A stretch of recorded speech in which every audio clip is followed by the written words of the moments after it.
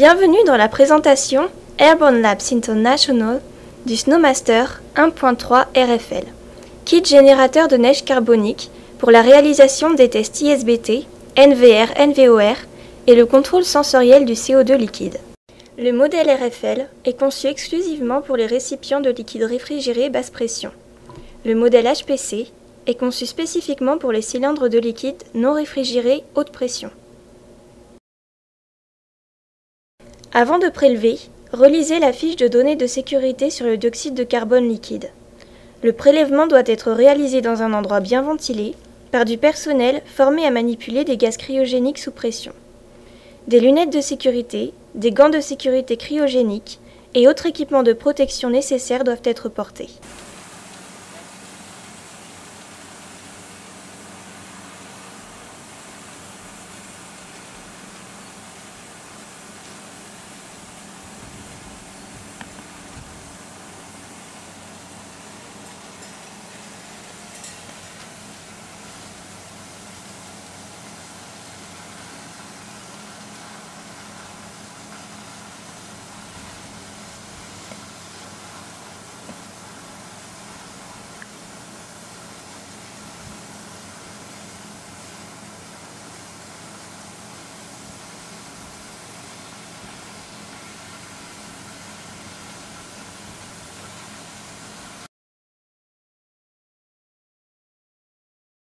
Détachez le couvercle de la boîte NVR et rangez-le dans une pochette de stockage propre.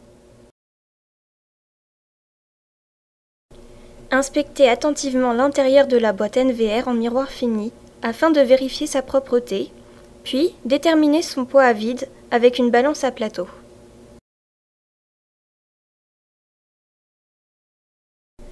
Reportez le poids à vide de la boîte, la pression du CO2 liquide et toutes les données du prélèvement sur l'étiquette d'identification de l'échantillon.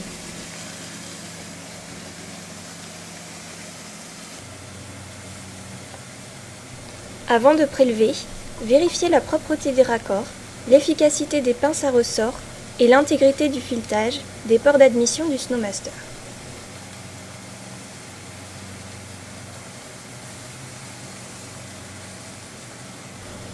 Assemblez solidement la boîte NVR dans la tête du Snowmaster en l'insérant dans les 3 plateaux de cirage, puis verrouillez en donnant un tour. Si le prélèvement du camion-citerne ou d'autres récipients nécessite une conduite de transfert flexible, insérez l'unité RFL en entier à l'intérieur d'un support Versipad VC ou autre support équivalent. Lorsque vous utilisez une ligne de conduite flexible, exemple TTQC 1.3, pour connecter le Snowmaster à une valve d'alimentation de dioxyde de carbone fermée, vérifiez premièrement sa propreté, l'intégrité du filetage et son étanchéité.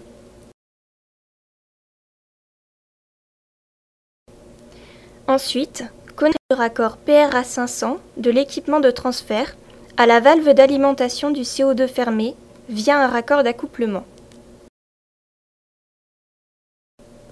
Puis, attachez l'extrémité de la valve de purge au raccord d'admission du Snowmaster. Assurez-vous que le port de soupape de purge ne soit braqué sur aucune personne ou aucun équipement. Il est recommandé d'orienter le raccord d'échappement de purge vers le sol à environ 45 degrés.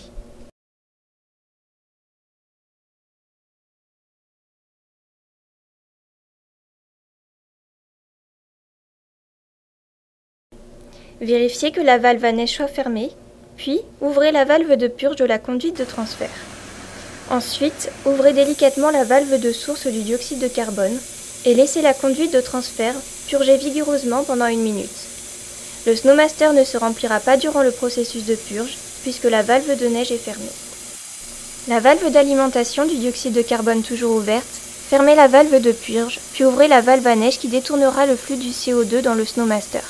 Le contrôle à l'orifice, les processus de refroidissement de la boîte et le remplissage de neige pourront alors commencer. Pendant la phase de refroidissement, la neige s'éventrera vigoureusement du Snowmaster. Avec un minuteur DT5, chronométrez environ 1 minute et demie avant que la boîte NVR ne commence à se remplir. Le refoulement s'apaisera alors, au fur et à mesure que la boîte refroidie retiendra la neige qui s'y accumulera.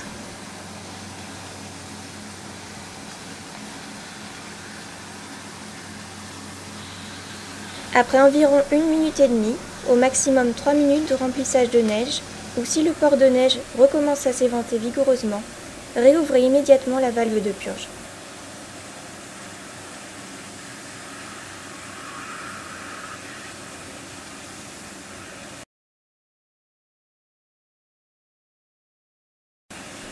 Ensuite, fermez la valve d'alimentation du dioxyde de carbone et laissez la conduite de transfert se dépressuriser par la valve de purge.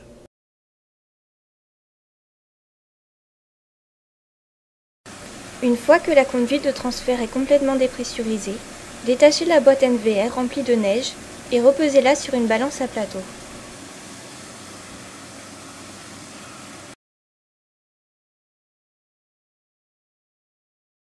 Si la balance n'est pas immédiatement accessible, refermez la boîte avec son couvercle avant de la transporter jusqu'à une balance.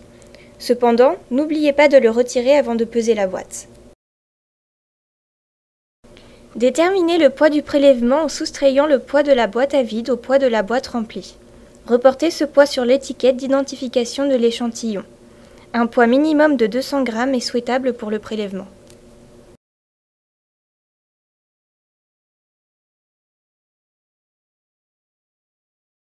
Refermez ensuite le couvercle de la boîte et laissez la neige s'évaporer complètement dans un endroit bien ventilé.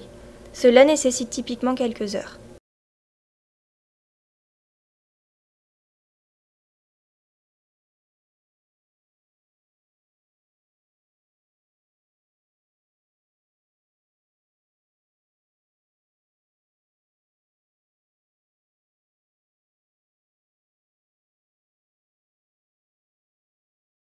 Détachez la conduite de transfert, fermez la valve de purge et la valve de neige, refermez les extrémités de chaque port et séchez les surfaces humides. Rangez le Snowmaster et tout le matériel de prélèvement dans une boîte solide et propre. La conduite de transfert ne doit pas toucher le sol ou autre surface contaminante.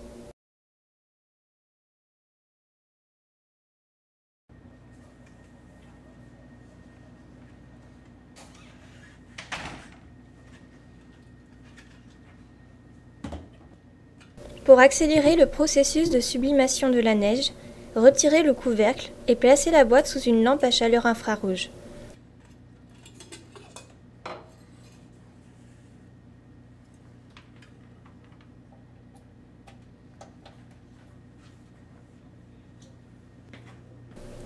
Lorsque la neige est complètement sublimée, inspectez l'intérieur de la boîte NVR et vérifiez qu'il ne contienne pas de traces de particules, d'huile ou de graisse.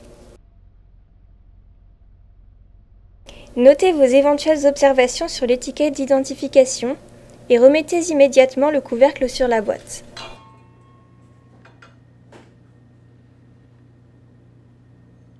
N'expédiez pas de boîte NVR contenant encore de la neige, c'est dangereux et illégal.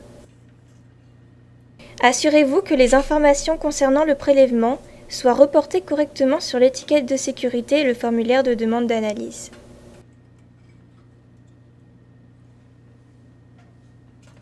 Reconditionnez la boîte NVR avec son couvercle, tout l'équipement nécessaire et le formulaire de demande d'analyse dans le boîtier d'expédition fourni.